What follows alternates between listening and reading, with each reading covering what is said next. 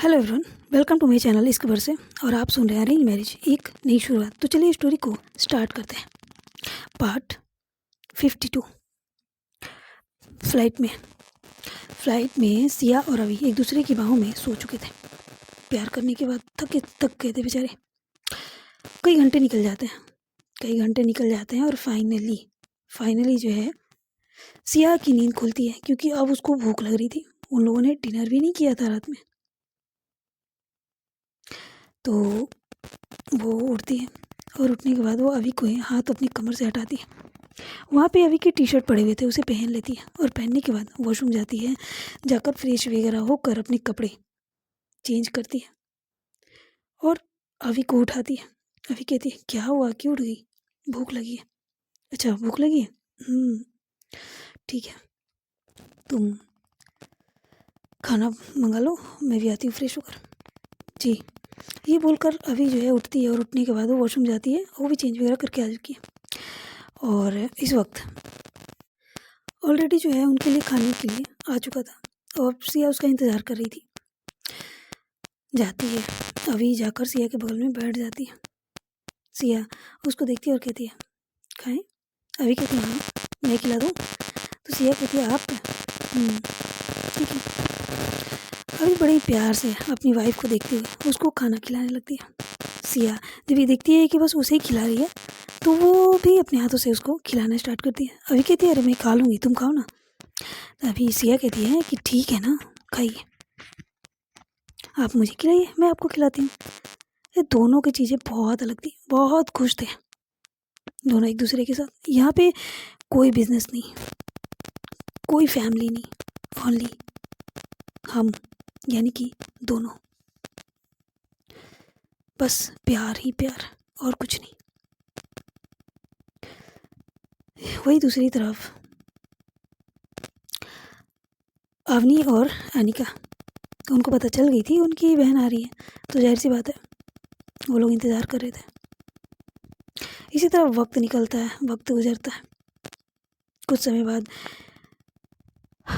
वहाँ पे कई सारे कारें आके रुकती हैं, कई सारे, क्योंकि वहाँ पे अमेरिका के जो कंपनी था, वहाँ के स्टाफ थे, उन्हें सब पता चल चुकी थी कि यहाँ पर उनके लेडी बॉस, जो मेन बॉस हैं, वो वहाँ पे आ चुके हैं।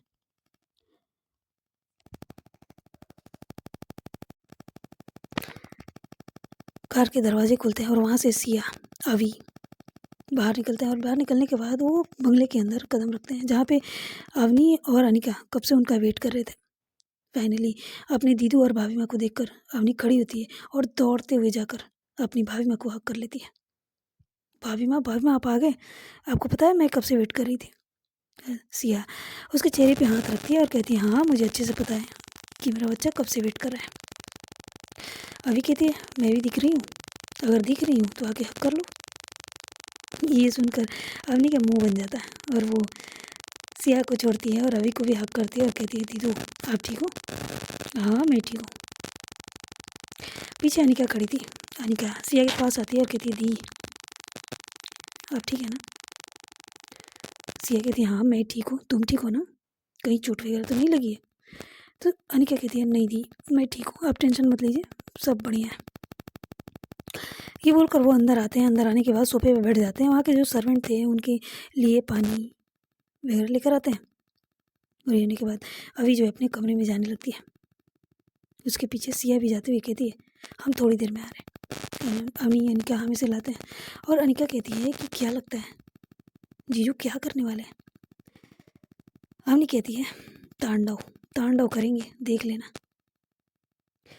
करीबन समय और निकलता है और 2 घंटे बीत जाते हैं। 2 घंटे बाद अभी और सिया दोनों एक दूसरे के हाथ पकड़े हुए नीचे आते हैं। एक दूसरे का लुक है, टक्कर दे रहे थे, टक्कर। दोनों सीढ़ियों पे थे। दोनों ने ड्रेस जो है अभी टी शर्ट पैंट, उसके ऊपर लॉन्ग जैकेट पहन रखा था। और सिया ने भी अभी की तरह ही ड्रेसअप किया हुआ था। दोनों एक से बढ़ के एक लग रहे थे, मस्त लग रहे थे दोनों। दोनों जो है एक साथ सीढ़ियों से नीचे आते हैं। अनिका और अम्मी वहीं पर बैठे हुए थे। जब दोनों की नज़रें उन पर पड़ती है ना, नज़रें टीक सी जाती हैं। अवनी बहुत खुश हो जाती है अपनी दीदू और अपनी भाभी माँ को एक साथ देखकर। दोनों बहुत अच्छे लग रहे थे। अवनी कहती है क्या बात है, आप लोग कहीं जा रहे हो क्या? तो अभी कहती है कि हम चारों जा रहे हैं, चलो तुम लोग भी रेडी हो जाओ, तुम्हारे पास ओनली 5 मिनट हैं। तो अनिका कहती है 5 मिनट? तो अभी कहती है क्यों, 5 मिनट कम है? अच्छा ठीक है जाओ 10 मिनट देते हैं, 10 मिनट के अंदर रेडी होकर फटाफट नीचे आ जाओ। तो अवनी कहती है ठीक है हम जा रहे हैं। ये बोलकर वो अनिका का हाथ पकड़ती है और उसको लेकर कमरे में जाती है। करीबन 10 मिनट बाद फाइनली वो दोनों भी नीचे आते हैं। नीचे आते हैं तो उन दोनों को देखकर सिया खुश हो जाती है और कहती है वाह, दोनों तो बहुत कमाल के लग रहे हो और अनिका बहुत खूबसूरत लग रही हो। अनिका इस वक्त एक वन पीस ड्रेस पहन रखा था और उसके ऊपर लॉन्ग जैकेट, अच्छी लग रही थी, बहुत अच्छी लग रही थी। और वहीं अवनी अवनी ने वही अपना बिजनेस सूट पहन रखा था। अभी कहती है अगर सबका हो गया हो तो चलें? तो अवनी कहती है हाँ दीदू चलते हैं, पर जाने कहाँ है? तो अवनी कहती है कि वहीं जानी है जिसके लिए मैं यहाँ पर आई हूँ। अवनी समझ जाती है, लेकिन अनिका थोड़ा कंफ्यूज थी, वो अवनी की तरफ देखती है। तो अवनी इशारा करती है जैसे बोल रही हो कि चुपचाप चलो, कुछ बोलना मत। चारों जो है निकलते हैं। जैसे ही वो अपने बंगलों से बाहर आते हैं तो वहाँ पे ऑलरेडी लगभग 6-7 कार खड़ी थी। वो लोग जाते हैं और अपनी अपनी कार में बैठ जाते हैं। एक में सिया और रवि और दूसरे में अवनी और अनिका। कार ड्राइव कर रहे थे ड्राइवर, और पीछे आगे बॉडीगार्ड्स के कार थे। सभी कार जो है निकल जाते हैं। सिया कहती है कि क्या आप सच में इन दोनों के सामने कुछ ऐसा करने वाले हो? तो अभी कहती है करनी पड़ेगी, करनी पड़ेगी। तुम्हें पता है कि दोनों के रिश्ते किस सिचुएशन से बाहर आए हैं, और मैं नहीं चाहती कि फ्यूचर में ऐसा कुछ दोबारा हो। अनिका को भी पता चलनी चाहिए कि उस किस खानदान में और किस परिवार में कदम रखा है।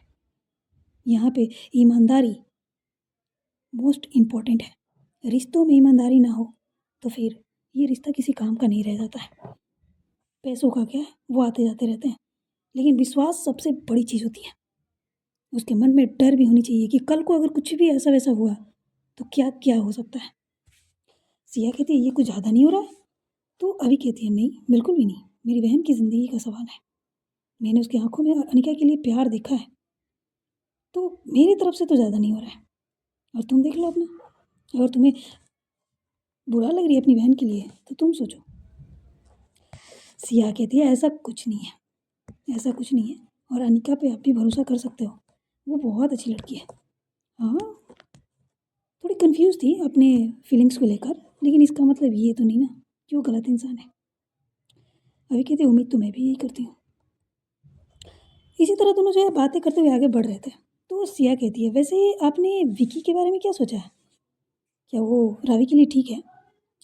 तो अभी कहती है पहले यहाँ से निपट लें, फिर उसके बारे में सोचते हैं। वैसे मैंने अपने लोगों को लगा दिया है उसके बारे में पता करने के लिए, लेकिन पता नहीं क्यों मुझे ऐसा लगता है कि वो इंसान सही नहीं है, और तुम भी अच्छे से जानती हो। जब तक मैं पूरी तरह से कंफर्म ना हो जाऊँ ना, किसी को भी अपनी फैमिली में एंट्री नहीं होने दूंगी, चाहे कुछ भी क्यों ना करनी पड़े।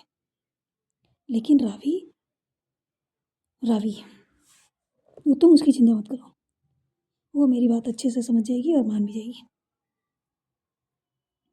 वो तो मुझे पता है कि सभी आपकी बात बहुत अच्छे से मानते हैं, लेकिन मुझे डर लग रहा है कि कहीं उसके मन में कुछ ऐसा वैसा ना रह जाए आपके लिए। अभी कहती है ऐसा कुछ नहीं होगा। करीबन 1 घंटे की ड्राइविंग के बाद फाइनली वो लोग एक जगह पे पहुंचते हैं। ये जगह थोड़ी सुनसान थी, वो एक फार्म हाउस था और आसपास थोड़ी जंगल एरिया थी। ऐसा लग रहा था कि सालों से यहाँ पे कोई आया ना हो, क्योंकि बहुत अजीब थी। जंगल भी था ना, बहुत ऐसा था जैसे कि ये सालों से जंगल में किसी ने कदम तक ना रखा हो। अगर कोई आता जाता रहता है तो पता चल जाती है कि हाँ कोई आता जाता है, लेकिन ऐसा यहाँ पे नहीं था। सिया कहती है क्या यहाँ पे कोई रहता नहीं है? अभी कहती है रहता है ना, हमारे लोग रहते हैं, लेकिन यहाँ दूर दूर तक किसी भी अरे गहरे इंसान को आना मना है, कोई नहीं आता। हाँ देखने में तो लग रहा है कि यहाँ पे कोई आता नहीं होगा। वो सिया का हाथ पकड़ती है और उसे लेकर अंदर की तरफ चली जाती है, जहाँ पे उनके पीछे ये अवनी, अनिका, बॉडीगार्ड्स सभी निकल जाते हैं। जैसे ही वो फार्म हाउस के दरवाजे पे पहुँचते हैं तो वहाँ पे और भी गार्ड्स खड़े थे। वो दरवाज़ा खोलते हैं, पहले उन्हें सल्यूट करते हैं, उसके बाद वो अंदर जाने का जाने के लिए दरवाज़ा खोलते हैं बड़ी इज्जत सम्मान के साथ, कि वो अच्छे से जानते थे कि ये उनके बिग बॉस अभी बड़े ही एटीट्यूड के साथ वो जाती है और जाकर हॉल में लगे एक सिंगल सोफे पर बैठ जाती है, एकदम क्वीन की तरह, एक पैर पे दूसरे पैर चढ़ाकर। और सिया सिया जो है उसके राइट साइड और उसके लेफ्ट साइड अवनी और अनिका खड़े हो जाते हैं। आसपास बॉडीगार्ड्स खड़े थे। अभी इशारा करती है तो उनमें से दो बॉडीगार्ड एक कमरे में जाते हैं और वहाँ से किसी को घसीटते हुए लेकर आते हैं और ले आकर अभी के जस्ट सामने ज़मीन पर धक्का दे दी जाती है। जैसे ही सबकी नज़र उन पर पड़ती है तो वो कोई और नहीं बल्कि मिस्टर जॉन और रिचल्स थे। रिचल्स रिचल्स को चोट लग चुकी थी, उसके हाथों में उसके पैरों में भी। जैसी धक्का लगी ना वैसे उसके मुंह से चीख निकल जाती है और वो कहती है, क्या कर रहे हो तुम लोग, छोड़ो मुझे, छोड़ो मुझे, तुम जानते नहीं है कि हम कौन हैं, छोड़ो मुझे। मिस्टर जॉन भी कहते हैं, क्या कर रहे हो तुम लोग, कौन हो तुम लोग, हमने किया क्या है। लेकिन जैसे ही मिस्टर जॉन की नज़र सामने बैठे इस शख्स पर और बगल में खड़े शख्स पर पड़ती है तो चौंक जाते हैं और चौंकते हुए कहते हैं, आप तो आप तो कपूर कपूर इंडस्ट्री की फाउंडर है ना, मिस्टर मिसेस अभी कपूर। अभी अभी जो है अपने चेहरे से वो मास्क हटा लेती है। जैसे ही उसका चेहरा मिस्टर जॉन देखते हैं तो डर के मारे जैसे माने कांपने लगते हैं और जस्ट उसके बगल में अवनी को खड़ा देखते हैं तो समझ जाते हैं कि कुछ ना कुछ तो ऐसा है जो अभी तक उन्हें पता नहीं थी। मिस्टर जॉन अभी से कहते हैं कि मिस कपूर, क्या हमने कुछ ऐसा किया है जिससे आप हम पर नाराज़ हो गई हैं। अभी कहती है, मुझे लगता है कि आपको अपनी बेटी से पूछनी चाहिए, क्या उसने ऐसा कुछ किया है जिसके कारण हमें इंडिया से यहाँ पर आना पड़ा। मिस्टर जॉन अपनी बेटी को घूरते हुए कहते हैं, क्या किया तुमने, तुमने कुछ किया है। उनकी बेटी रिचल्स रिचल्स जो है अवनी को घूरे जा रही थी, अवनी को घूरते हुए अपनी नज़रें झुका लेती है। मिस्टर जॉन पूछते हैं कि बोलो बोलो, तुमने क्या किया है, क्या किया है तुमने, तुमने कैसे मिस कपूर को गुस्सा दिला दिया। तुम्हें पता भी है अगर ये चाहें चाहे तो दो दो मिनट के अंदर हमारी पूरी ज़िंदगी हमारा पूरा बिजनेस बर्बाद कर सकती है। क्या किया तुमने, बोलो। रिचल्स घबराते हुए वो अवनी को एक नज़र देखती है कि अवनी जो है अपनी नज़रें फेर लेती है और वो अनिका को देखने लगती है। पापा पापा पापा वो पापा वो मैंने वो बोल नहीं पा रही थी। बोलो रिचल्स, बोलो तुमने क्या किया है, अगर कुछ गलत किया है तो माफ़ी मांग लो। देखो हमारी ज़िंदगी का सवाल है, हमारी पूरी ज़िंदगी की मेहनत का सवाल है, तुम अच्छे से जानती हो ना। पापा के जाने के बाद मैं उस वक्त 15 साल का था जब मैंने इस बिजनेस वर्ल्ड में कदम रखा था। मेरी पूरी ज़िंदगी की मेहनत है, मैं इस तरह बर्बाद होते हुए नहीं देख सकता। रिचल्स रिचल्स तुमने क्या किया है। रिचल्स जो है बोल नहीं पा रही थी, बार बार अपने पिता के कहने पर भी वो नहीं बोल पा रही थी, वो नज़रें झुकाए हुए वहाँ बैठी हुई थी। तभी अभी कहती है, मिस्टर जॉन, आपने पैसे तो बहुत बनाए हैं, बिजनेस भी अच्छे खासे बिजनेसमैन भी हो, कर लेते हो, लेकिन अपनी बेटी को वो शिक्षा नहीं दे पाए, वो संस्कार नहीं दे पाए जो कि एक देनी चाहिए थी। कभी भी कपल्स के बीच में तीसरा ऑप्शन नहीं बननी चाहिए। क्या आप नहीं जानते इस बात को। ये सुनते ही मिस्टर जॉन चौंक जाते हैं और कहते हैं कि क्या मतलब तीसरा। आप ही नहीं जानते हैं। तो मिस्टर जॉन बताते हैं कि हाँ आपकी कंपनी की तरफ से आए थे ना। नहीं, इनसे मिली, ये है हमारी छोटी बहन और हमारे कपूर इंडस्ट्री की फ्यूचर मालकिन या आपकी सीईओ भी कह सकते हैं, मिसेस अवनी कपूर। ये सुनते ही मिस्टर जॉन की जैसे मानो जान हलक में आ जाती है। वो समझ जाते हैं कि उनकी बेटी की नज़र बहुत टाइम से अवनी पर टिकी हुई थी। ये बात वो जानते थे, उन्हें नहीं पता था कि अवनी जो है कपूर फैमिली से बिलोंग करती है, वो भी इतनी बड़ी पोस्ट पर, यानी कि रियल अवी कपूर की रियल सिस्टर। पूरी दुनिया जानती है कि अवी कपूर की 4 एडॉप्टेड भाई बहन हैं, लेकिन उनकी एक रियल सिस्टर भी है। ये लोग जानते तो थे लेकिन कौन है ये कोई नहीं जानता था। आज मिस्टर जॉन ने अपनी आंखों से देखा था क्योंकि अवनी इस वक्त बिना फेस मास्क की थी, क्योंकि मिस्टर जॉन ने तो ऑलरेडी उन्हें देख रखा था। अभी के बगल में सिया खड़ी थी, जो जिसके चेहरे पर वाइट मास्क लगे हुए थे। वो सिया की तरफ देखते हैं, लेकिन वो नज़रें झुका लेते हैं। वो जान जाते हैं कि ये कौन हो सकता है, क्योंकि सिया के मांग में सिंदूर, हाथों में चूड़ियाँ, गले में मंगलसूत्र साफ नजर आ रहे थे। मिस्टर जॉन कहते हैं, मिस कपूर मेरी बेटी से गलती होगी, प्लीज़ उसे माफ़ कर दीजिए। मेरी इकलौती बेटी है, इसके अलावा मेरा इस दुनिया में कोई नहीं है। मेरी वाइफ की मौत 3 साल पहले हो चुकी है, और इसके अलावा मेरा इस दुनिया में कोई नहीं है। अगर आप चाहो तो आप जो सज़ा देना चाहो दे चुको, बस इसकी ज़िंदगी मुझे सौंप दीजिए। अभी कहती है, जॉन अपनी बेटी को देखो, उसकी आंखों में ज़रा भी पछतावा नज़र आ रहा है। उसने जो कुछ भी किया, तुम्हें पता है, हमारे फैमिली मेम्बर्स को किडनैप करना, उसके साथ अपने लोगों से गलत करवाना, उसके साथ फोर्स करना। ये सुनते ही मिस्टर जॉन डर के मारे कांपने लगते और अपनी बेटी को देखते, क्या किया तुमने, क्या किया है तुमने? रिचर्स जो है घबराते हुए कहती, नहीं, मैंने कुछ नहीं करवाया, मैंने कुछ नहीं करवाया। वो तो मैंने बस किडनैप करने को बोला था, मैंने कोई चोट पहुंचाने के लिए नहीं बोला था। लेकिन उन लोगों ने गलत करने की कोशिश की, इसमें मेरी क्या गलती है? ये सुनते ही मिस्टर जॉन डर के मारे कांपने लगते हैं। वो अपनी बेटी को खींच कर एक थप्पड़ लगाते हैं और कहते हैं, तुमने किडनैप करवाया? किसे किडनैप करवाया तुमने, और क्यों क्यों?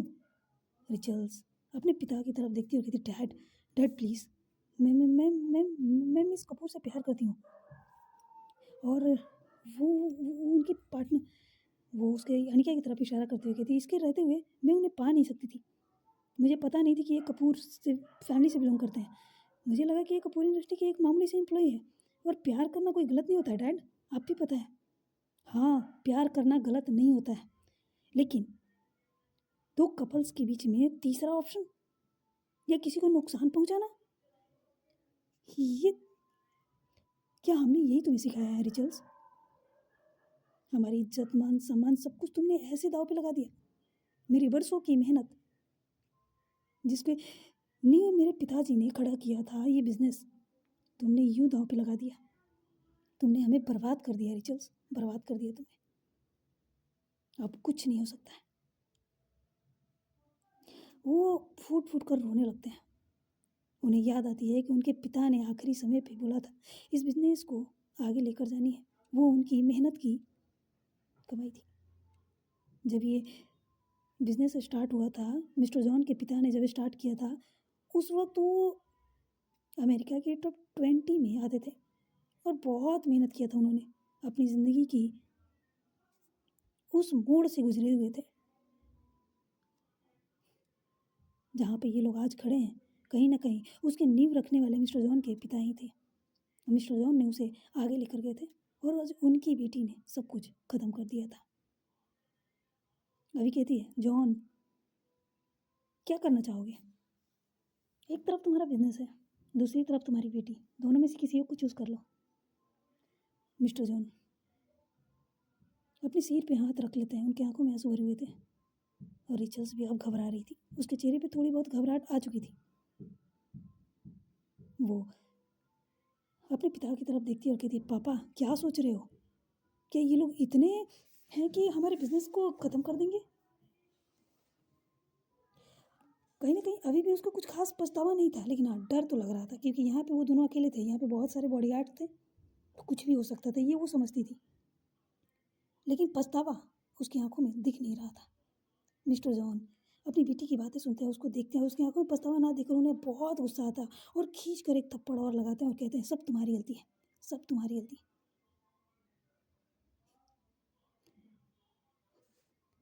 फिर वो अभी की तरफ देखते हैं और कहते हैं, मिस कपूर प्लीज़ प्लीज़ एक मौका और दे दीजिए, प्लीज़ एक मौका। मैं आपसे वादा करता हूँ, अगर दोबारा ऐसी कोई गलती हुई ना, तो मैं खुद अपने हाथों से अपनी बेटी को जान से मार दूंगा। लेकिन मैं मैं इसे खोना नहीं चाहता अभी। ये मेरी इकलौती बेटी है, प्लीज़। अभी अभी जो है रिचल्स को देख रही थी। रिचल्स की आंखों में पछतावा नहीं नज़र आ रहा था। तो वो कहती है, जॉन तुम्हारी बेटी की आंखों में ज़रा भी पछतावा नहीं है। तुम बताओ, जिसको अपनी गलती का ज़रा भी एहसास ना हो, उसको कैसे छोड़ दिया जाए? जब तक वो अपनी गलती के लिए पछताएगी नहीं, माफ़ी नहीं मांगेगी, तो उसको मैं कैसे छोड़ सकती हूँ? एक लड़की है, मानते हैं कि इंसान से गलती हो जाती है, लेकिन क्या सच में तुम्हारी बेटी ने गलती से गलती किया है? जानबूझकर किया है मिस्टर जॉन? अगर ज़रा भी गलती होती ना, 5 मिनट की भी लेट हो जाती, तो मेरी फैमिली मेम्बर के साथ क्या हो सकता था तुम ये सोच भी नहीं सकते। सोचो, तुम्हारी बेटी को कोई किडनैप कर ले और उसके साथ ज़बरदस्ती करने की कोशिश करे, तो तुम्हें कैसा लगेगा जॉन? ये सुनते ही जॉन जैसे मानो टूट से जाते हैं। वो अपना हाथ जो है जोड़ लेते हैं घुटनों के बल बैठे हुए और रहम की भीख मांगने लगते हैं। अपने पिता को इस हालत में देखकर रिचल्स को बहुत गुस्सा आ रहा था। वो अनिका को घूरते हुए कहती है, सब कुछ तुम्हारी वजह से हो रहा है, तुम्हारी वजह से। अगर तुम हमारे बीच से हट जाती तो मिस कपूर मेरी होती। मैं प्यार करती हूँ। ये सुनते ही सिया जो है आगे आती है और आगे आकर उस लड़की को चीन से पकड़ती है और ऊपर उठाते हुए कहती है, मिस रिचल्स, आपको क्या लगता है एक शादीशुदा कपल को दूर करना जो कि पहले से प्यार में है, क्या इतना आसान होता है? और किस प्यार की बातें कर रही हैं आप जो वन साइडेड है? क्या मिस कपूर से आपने पूछा कि वो आपके साथ रहना चाहती हैं या नहीं? आपका आपको प्यार हो गया और आप जिसे चाहो उसे पा सकते हो। हुँ? कौन हो आप? रिचल्स सिया की बातें सुनती है और उसको घूर रही थी क्योंकि उसके चेहरे पर मास्क थी, वो नहीं पहचानती थी। लेकिन उसकी आंखों को देखकर, उसके बाल, उसके फोरहेड, उसके बोलने के स्टाइल देखकर वो समझ जाती है कि ये लड़की बेहद खूबसूरत होगी। और वो जो है अपनी चेन से उसके हाथों को छुड़ाते हुए कहती है, कौन हो आप? दूर हटो मुझसे। प्यार करना कोई गलत नहीं होता है और अपने प्यार को पाने की कोशिश करना कहाँ से गलत हो जाएगा? सिया कहती है, हाँ, प्यार करना गलत नहीं है, प्यार को पाना भी गलत नहीं है, लेकिन सामने वाले को भी प्यार होनी चाहिए ना। क्या फोर्स करना गलत नहीं है? वो जब वो किसी और से प्यार करता है तो उसके प्यार को तकलीफ पहुंचाना, उसके साथ गलत करना, क्या ये गलत नहीं है? रिचल्स कहती है, प्यार और जंग में सब जायज़ होता है। वो रियली? ठीक है फिर, तो अब यहाँ पे जंग होने वाली है। आप जो बोला ना, प्यार और जंग में सब जायज़ होता है, तो ठीक ठीक है, हम भी वही करते हैं। वो अभी की तरफ देखती है, अभी आंखों से इशारा करती है। वहाँ से 2 बॉडीगार्ड आते हैं और आने के बाद रिचल्स को पकड़ लेते हैं और उसको घसीटते हुए कमरे की तरफ ले जाने लगते हैं। वो चिल्लाते हुए कहती है, क्या करने वाले हो आप लोग? तो सिया कहती है, वही करने वाले हैं जो आपने अनिका के साथ करने की कोशिश किया था। ये सुनते ही रिचल्स की आंखों में घबराहट साफ नजर आने लगती है। मिस्टर जॉन अपनी नज़रें झुकाए वहाँ पे बैठे हुए थे। ये सारी चीज़ें होते हुए देख रहे थे, लेकिन वो इतने मजबूर थे कि वो कुछ कर नहीं पा रहे थे। वो आगे बढ़ते हैं और बढ़कर सिया के और अभी के पैरों के पास आ जाते हैं और अभी के पैरों को पकड़ने ही वाले होते हैं कि अभी जो है उन्हें वहीं पर रोक देती है और कहती है, ना ना, गलती से भी टच मत करना। रिचल्स को ज़बरदस्ती फोर्सफुली कमरे में लेकर जाई जाती है। वो उनके साथ कुछ गलत करते हैं उससे पहले ही रिचल्स चिल्लाते हुए कहती है, नहीं नहीं, प्लीज़ प्लीज़ मुझे छोड़ दो, मुझे समझ में आ गई है कि मैंने क्या गलती की है, प्लीज़ मुझे छोड़ दो, मैं माफ़ी मांग लूँगी, प्लीज़। लेकिन उसको अपनी गलती का एहसास दिलाने के लिए उस बॉडीगार्ड ने जानबूझकर उसके कपड़े को, वो बाजू की साइड से होती है ना थोड़ा सा, वो खींच लेते हैं। वो हल्की सी फट जाती है जिससे मानो रिचल्स डर जाती है। एक बॉडीगार्ड उसके गले पे हाथ डालता है, उसको टच करने की कोशिश करता है, एक उसके पैरों को टच करने की कोशिश करता है, एक होता है ना सिर्फ डराने के लिए। तो रिचल्स बुरी तरह डर जाती है और वो कांपने लगती है, उन्हें धक्का देती है और कमरे से भागते हुए आती है और आकर सीधे अभी के पैरों में गिर जाती है और कहती है, माफ़ कर दीजिए, मुझे माफ़ कर दीजिए, प्लीज़ मेरे साथ ऐसा मत कीजिए, मैं प्यार करती हूँ और ठीक है, मैं साइड हो जाऊँगी, मैं कुछ नहीं करूँगी, पक्का प्रॉमिस, मैं कुछ नहीं करूँगी, प्लीज़। मैं भी एक लड़की हूँ ना, आप भी एक लड़की हो, ऐसा कैसे कर सकते हो? अभी कहती है, अच्छा, और तुम जो किया, तुम करने की कोशिश कर रही थी, क्या उस वक्त नहीं समझ में आया कि वो तुम भी एक लड़की हो और वो भी एक लड़की है, और एक लड़की होने के नाते एक लड़की के साथ गलत करना कहाँ की इंसाफ है? रिचल्स रिचल्स जो है अपने आप को 2-3 थप्पड़ लगाते हुए कहती है कि नहीं, मुझसे गलती होगी, मैं आगे से ऐसा कुछ नहीं करूँगी, मैं किसी के साथ कुछ भी गलत नहीं करूँगी, प्लीज़ मुझे माफ़ कर दीजिए, मुझे ज़िंदगी का एक मौका दीजिए, मेरे साथ ऐसा मत कीजिए। मैं समझ गई हूँ मेरी गलती क्या थी, मैं अच्छे से समझ गई हूँ। अभी अभी रिचल्स को देखती है, फिर मिस्टर जॉन को देखती है और कहती है, जॉन क्या कीमत चुकाना चाहोगे? देखो, मैं जो करती हूँ ना, तुम्हें पता है मेरी हिस्ट्री, मैं इतनी आसानी से किसी को माफ़ नहीं करती, और मेरी दी हुई टॉर्चर कोई भी बर्दाश्त नहीं करता है। तुमसे तो कुछ छुपा नहीं है जॉन, तुम तो मेरे बारे में सब अच्छे से जानते हो। जॉन हाँ में सिर हिलाते हैं और कहते हैं, हाँ मैं आपको अच्छे से जानता हूँ, इसीलिए मैं आपसे अपनी बेटी की ज़िंदगी का भीख मांगता हूँ, बस एक मौका दे दीजिए। मैं कभी भी जीवन में उसको आपके सामने आने नहीं दूंगा, आपकी फैमिली या फिर किसी के सामने भी। ठीक ठीक है। वो इशारा करती है, एक बॉडीगार्ड सामने आता है, उसके हाथ में फ़ाइल थी, वो फाइल लेती है और लेने के बाद मिस्टर जॉन की तरफ बढ़ाते हुए कहती है, इसे पढ़ो। मिस्टर जॉन उस फाइल को लेते हैं और उस फाइल को बहुत ही बारीकी के साथ कम से कम 5 मिनट तक पूरी की पूरी फाइल पढ़ते हैं। उनके चेहरे पे शॉक्ड एक्सप्रेशन तो था, लेकिन अब कर क्या सकते थे, क्या कर सकते थे, कोई ऑप्शन नहीं थी। एक तरफ उनका बिजनेस, दूसरी तरफ उनकी बेटी, और तीसरा ये प्रोजेक्ट जो कि आइलैंड वाला था। वो अभी की तरफ देखती है और कहती है, क्या आप सच में यही चाहती हैं? अभी कहती है, तुम्हारे पास कोई और ऑप्शन नहीं है जॉन, हमारे साथ कनेक्शन बनाए रखना अब पॉसिबल नहीं है। हाँ, मैं तुम्हारे बिजनेस को कुछ नहीं कर रही, तुम्हारी बेटी को भी एक मौका दे रही हूँ, एक मौका, क्योंकि कपूर्स के साथ उसका पहला ये गलती है, और ये गलती भी माफ़ी नहीं होती जॉन, नहीं होती। तुम्हें पता है ना, हम पहले किसी को छेड़ते नहीं हैं, अगर कोई हमें छेड़ दे तो उसे छोड़ते नहीं हैं, लेकिन फिर भी मैं तुम्हें एक मौका दे रही हूँ, इस चीज़ का ध्यान रखो और चुपचाप इस पे साइन कर दो। आज से और अभी से इस प्रोजेक्ट से तुम्हारी कंपनी या तुम्हारा कोई लेना देना नहीं होगा। ये प्रोजेक्ट पूरी की पूरी कपूर्स की होगी, यहाँ पे होने वाले हर एक प्रॉफिट, हर एक नुकसान अब कपूर्स की होंगे, ना कि तुम्हारा। तुम्हारा कहीं पर भी कोई नाम नहीं होगा। जॉन कहते हैं, लेकिन मेरी कंपनी को बहुत ज़्यादा लॉस होगा, उसको रिकवर होने में सालों लग जाएंगे। तो अभी कहती है, इसमें तुम्हारी प्रॉब्लम है, मेरी तो कोई प्रॉब्लम नहीं है। तुम्हें अपनी बेटी की ज़िंदगी चाहिए ना, एक मौका चाहिए, मैं दे रही हूँ ना। इस प्रोजेक्ट के बदले दे रही हूँ ना, ज़िंदगी भी बिजनेस भी। सिर्फ तुम्हारी इस प्रोजेक्ट से जुड़े पैसों में ही लॉस हो सकती है, इसके अलावा नहीं। तो जॉन कहता है कि मैं ये कैसे फ़ैसला ले सकता हूँ, आप ही बताइए। इस प्रोजेक्ट से जुड़े इस प्रोजेक्ट से जुड़े जो भी इन्वेस्टर हैं उनकी भी साइन लगेंगे। अभी कहती है, हाँ हाँ। वो अपने बॉडीगार्ड्स को इशारा करती है, तो एक कमरे में कुछ लोगों को बंद करके रखा गया था। वो कमरा खोलते ही सभी लोग जो है डर के मारे कांपते हुए बाहर आते हैं और आकर अभी के सामने घुटनों के बल बैठ जाते हैं। ये देखकर जॉन चौंक जाता है और वो समझ जाता है कि यहाँ पे पूरी तैयारी के साथ आई गई है। अभी कहती है, तो आप सब रेडी हैं? सभी जो है हाँ में सिर लाते हैं और कहते हैं कि हाँ, हम अपने इस प्रोजेक्ट से जुड़े जितने भी शेयर हैं और हम सब सब छोड़ रहे हैं, हमें बस हमारी ज़िंदगी वापस चाहिए, हमें माफ़ कर दीजिए, हम आगे से ऐसा कुछ नहीं करेंगे, या फिर हम लोग इसमें कोई भी इंटरफेयर नहीं करेंगे। अभी कहती हैं, तो मिस्टर जॉन अब आपको कोई प्रॉब्लम नहीं होगी, चलिए साइन कीजिए। जॉन जो है ना चाहते हुए भी अपने कांपते हाथों से उस फाइल पर साइन करता है, और उसके साइन करने के बाद फिर रिचल्स भी साइन करती है और बाकी के जितने भी इन्वेस्टर थे सब साइन करते हैं।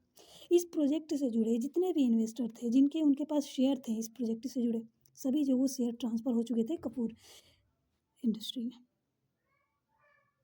ये सारी चीज़ें जब हो जाती है तो अभी कहती है कि याद रखना, हमसे जुड़े किसी भी मामले में अगर कहीं पर भी तुम्हारी और तुम्हारी बेटी या तुम लोगों की कहीं पर भी नाम आई ना, तुम सबकी ज़िंदगी का वो आखिरी दिन होगा। ये आखिरी मौका है, पहला और आखिरी, याद रहे। आगे से कुछ ऐसा नहीं होना चाहिए। सभी जो डर के मारे हाँ में सिर लाते हैं और कहते हैं कि हम आगे से कभी भी आपके रास्ते में या आपसे जुड़े किसी भी इंसान के रास्ते में नहीं आएंगे। वो इन्वेस्टर तो जॉन और उसकी बेटी को घूरते हुए वहाँ से निकल जाता है। आखिर उनकी वजह से इतना बड़ा प्रोजेक्ट उनके हाथ से चला गया। अगर ये प्रोजेक्ट सक्सेसफुल हो जाता तो कई हज़ार की उन्हें प्रॉफिट होती और ये सालों साल चलती, क्योंकि आइलैंड पर डेवलप होने के बाद जो प्रॉफिट होती उन्हें सालों साल मिलती, वो शेयर उनके पास थे। लेकिन अब क्या कर सकते थे, सारे ऑप्शन ख़त्म हो चुके थे। ये प्रोजेक्ट उनके हाथ से भी निकल गया था, शेयर भी चले गए थे, सारे इन्वेस्ट जो उन्होंने कर रखा था वो भी चला गया था। मिस्टर जॉन और उनकी बेटी को उस फार्म हाउस से बाहर निकाल दी जाती है। वो लोग भी ना चाहते हुए भी वहाँ से चले जाते हैं अपनी माफ़ी मांगते हुए। मिस्टर जॉन अपनी बेटी को घूर रहे थे, उन्हें बहुत गुस्सा आ रहा था, बहुत गुस्सा। लेकिन अपनी इकलौती बेटी है, कैसे छोड़ सकते थे, कैसे गुस्सा दिखा सकते थे। अब जो हो गया सो हो गया। सिया जो है अभी के बगल में जाकर बैठ जाती है। बॉडीगार्ड जो है वहाँ से चले जाते हैं, बाहर निकल जाते हैं, और अवनी और अनिका वो लोग भी वहाँ पे बैठ जाते हैं। अभी कहती है, ये प्रोजेक्ट अब तुम दोनों मिलकर करोगी। अनिका और अवनी की तरफ देखते हुए कहते हैं, ये तुम्हारे नाम पे ट्रांसफ़र हो चुकी है, तुम दोनों के नाम पे। ये पूरी की पूरी 100% शेयर हमारे हैं, तुम दोनों इसे मिलकर करोगे। और हाँ, आने वाले 2 महीने तुम्हें यहाँ पर ही रहनी है, तो संभल के, कोई भी प्रॉब्लम नहीं होनी चाहिए। यही बॉडीगार्ड्स वगैरह जो है हम यहीं पे छोड़ कर जाते हैं, और शक्ति संगठन के 2 ब्रांच यहाँ पर हैं, तो तुम्हें उनके साथ मिलकर काम करनी है। अभी अवनी जो है हामी सिर लाती है और कहती ठीक है। और यहाँ की कंपनी में जो भी प्रॉब्लम चल रही थी, जो अवनी को पता चली थी, वो अभी को बताती है। तो अभी कहती है ठीक है, कल हम कंपनी में विज़िट करेंगे और वहाँ के सारे प्रॉब्लम्स देखते हैं, और कंपनी में कौन घर का भेदी जन्म ले चुका है। अब जब मैं यहाँ आ गई हूँ तो सबसे निपट कर ही वहाँ से जाऊँगी। ये बोलकर वो खड़ी होती है, और खड़ी होकर सिया की तरफ देखती है और कहती है, तो चले। तो सिया कहती है, कहाँ जानी है। तो चलिए आपको अमेरिका घुमाते हैं। ये बोलकर वो दोनों वहाँ से निकलने लगते हैं। तो अवनी कहती है, दीदू हम भी चले क्या। तो अभी कहती है बिल्कुल भी नहीं, तुम अपने पार्टनर के साथ जाओ। तो अवनी का मुंह बन जाता है। वो कहती, भाभी माँ देखो ना, हमें लेकर नहीं जा रही। अपनी बच्चे की मुंह बना हुआ था वो उदास चेहरा देखकर सिया पिघल जाती है और कहती है, कोई बात नहीं ना, अपना बच्चा है, चलो साथ में चलते हैं। अवनी खुश हो जाती है, वो जल्दी से अनिका का हाथ पकड़ती है, उसको लेकर उन दोनों के पीछे निकल जाती है। अभी का मुंह बना हुआ था, ये कबाब में हड्डी किसको चाहिए होती है, लेकिन नहीं, उसकी बहन तो पीछा छोड़ने को तैयार ही नहीं है। अब क्या कर सकते हैं, बेचारी ना हमें सिर लाती है और कहती है, ये पीछा नहीं छोड़ने वाली है। ये तो अच्छा है कि भाभी माँ बोलती है, वरना सही बता रही हूँ, मुझे ऐसा फील होता है जैसे कि ये मेरी शौतन है। अब अभी के मन में क्या चल रही है किसी को कुछ नहीं पता था, लेकिन उसके चेहरे का रिएक्शन देखकर लग रहा था कि उसे बहुत गुस्सा आ रही थी अवनी पर। लेकिन अब क्या कर सकते हैं, उसकी अपनी बहन थी। हाँ, सो गाइस, आज की ये एपिसोड कैसी लगी कमेंट में ज़रूर बताइएगा। तो मिलते हैं अगले पार्ट में, तब तक के लिए गुड नाइट।